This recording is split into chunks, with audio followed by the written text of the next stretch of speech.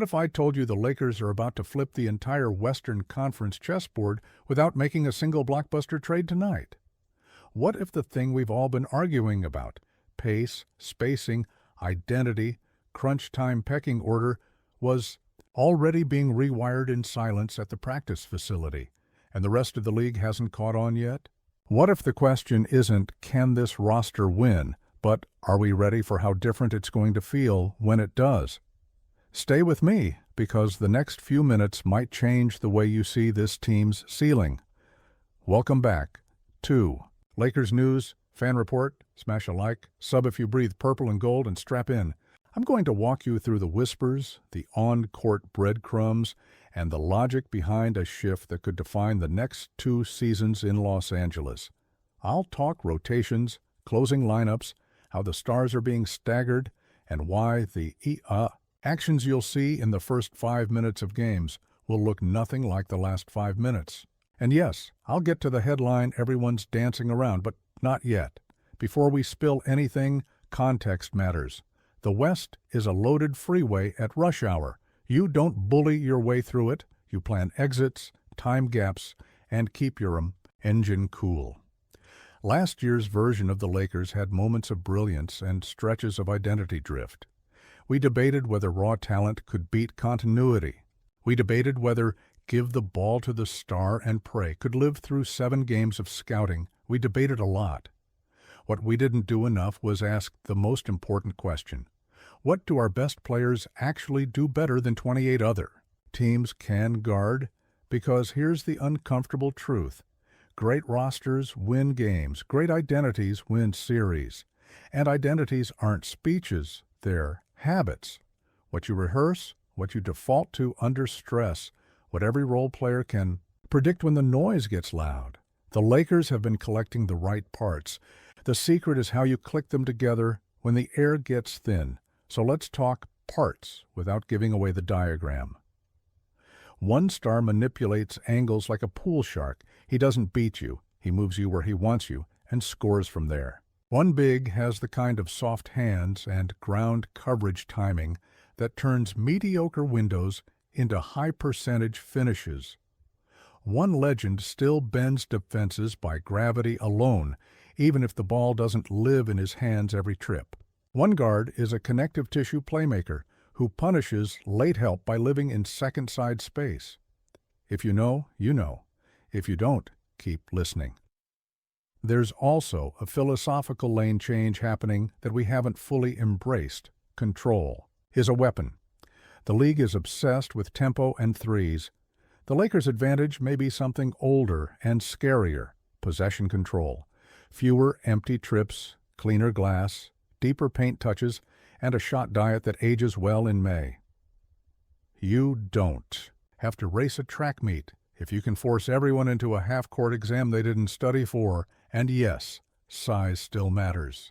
Not the kind that looks good in media day photos, the kind that shows up as second-chance points and free throws when your legs are cooked.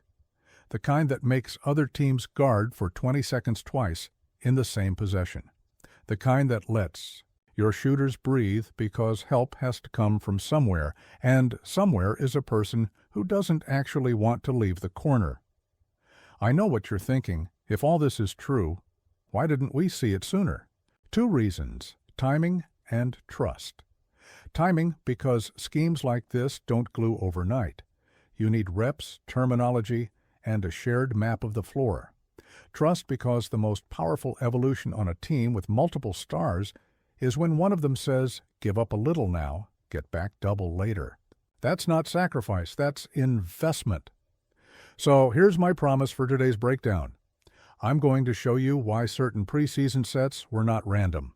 I'm going to show you why the corners were occupied differently, why the high man on the weak side kept lifting to the slot, and why the big kept arriving late to the screen, on purpose. I'm going to explain how your favorite veteran can become an elite screener without touching the ball, and why 2 bench pieces suddenly make more sense than they did on paper. And then, when you've seen the pattern, I'll say it out loud. One more layer before the reveal. Game flow. The first quarter and the last 4 minutes are going to feel like 2 different sports by design. Early, the goal is information. How? Do they guard the angle? Do they tag from the nail or the baseline? Will they switch the first action or the rescreen? Late, the goal is inevitability. Get to your best action, in your best spacing, with your best decision-maker holding all the cards. That's how you win series, not by surprising people, but by telling them what's coming and scoring. Anyway, okay, breathe. Here it is. The quiet plan in Los Angeles is to remodel the team's offensive identity and late-game heartbeat around a Luka Doncic-Deandre Ayton two-man game with everything else orbiting that sun. Not a cameo, not a change-up, the spine. Empty corner pick and roll as a staple, Spain variations when you need a three, inverted looks with LeBron screening to weaponize switch fear, and a second side package for Austin Reeves that turns help into free points. That's the story. That's the shift. Why this? Why now?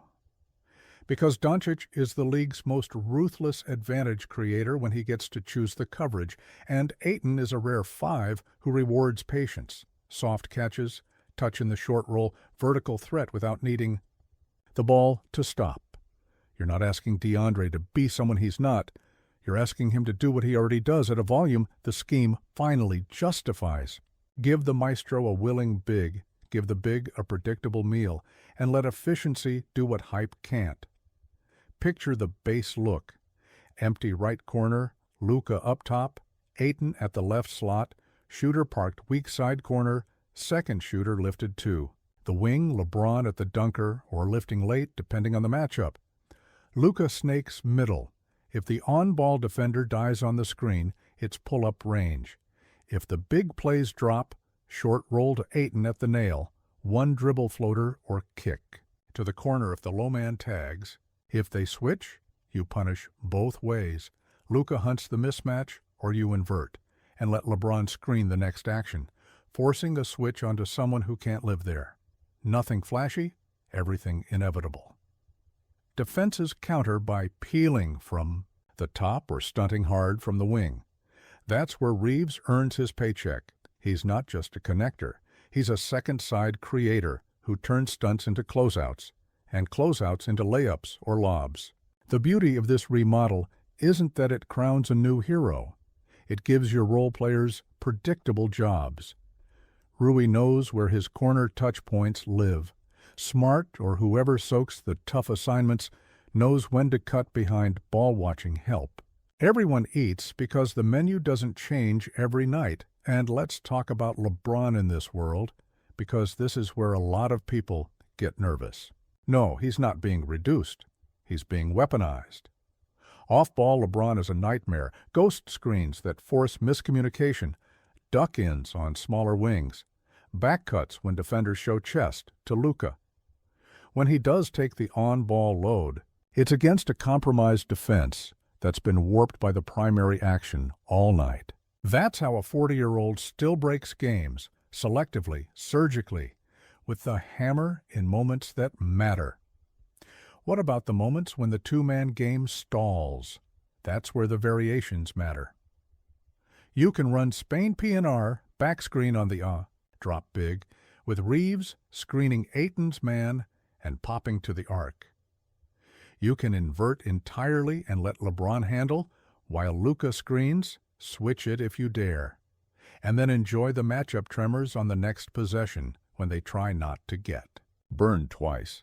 You can run 77 get-dribble handoffs to shift the coverage into hand-back actions that feel like different plays, but are really the same math problem. Pick your poison, pick it again, and then live with the consequences. There's a defensive dividend, too. When your offense is this organized, your transition defense is cleaner. Fewer live ball turnovers because your reads are short and your outlets are baked into the geometry. Ayton's biggest superpower might not be a box score line, it might be the way his screens and seals remove chaos from your diet. His reboundings gives you one-and-done possessions. His drop coverage, when paired with disciplined point-of-attack work, forces mid-range concessions you can live with in a 7-game sample. You don't need him to be a shot-blocking poster. You need him to be a deterrent metronome. Let's address the elephant: ego. To make this sing, stars have to value shots created as much as shots taken.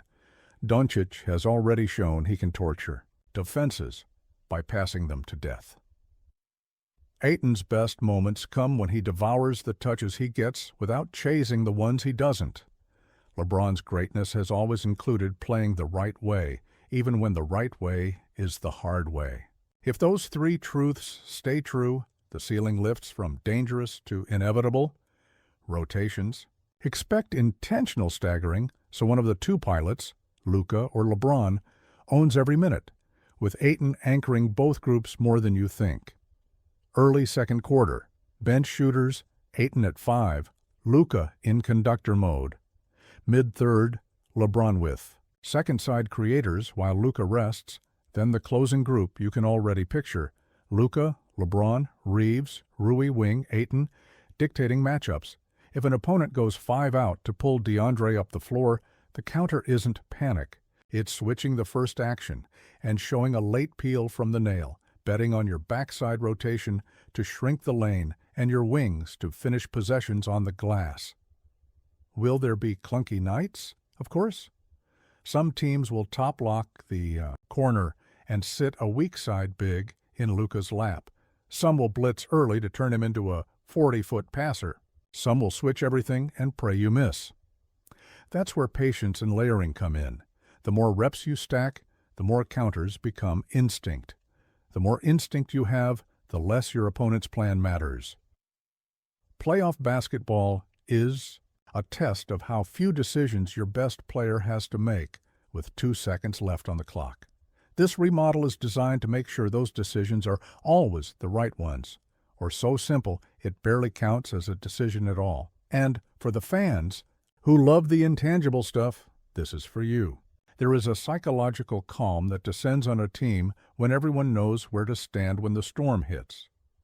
It shows up in the way the bench stands at the same time on the same reads. It shows up in the way role players shoot with their feet, set because the pass arrived when it always arrives. It shows up in the way your coach calls fewer plays and you still get better shots. That's not magic, that's identity maturing in real time. So, where does this go by April? If the health gods are kind and the habits harden, the Lakers will look less like a highlight reel and more like a pressure cooker. Opponents will walk into Game 1 knowing exactly what's coming and still bleed points in the same places, lose rebounds in the same corners, and stare at a scoreboard that feels wrong because they played well and lost by 8. That's what great identities do. They make the other guy feel unlucky for 48 minutes. I'll close with this. We talk a lot about star pairings as if they're movie posters, 2 faces, 1 tagline. The real art is the grammar between them. Luka's pauses and hesitations, Ayton's angles and seals, LeBron's ghost screens and gravity, Reeves' cuts and counters, that grammar is being rewritten as we speak. And if this remodel holds, the Lakers won't just be better, they'll be different in the exact way that wins in June. Stick around all week. I'll bring film, spacing maps, and rotation minutes so we can argue like family. But for tonight, let it sink in. The plan isn't louder, it's smarter. And it might be exactly what turns dangerous into inevitable in Los Angeles.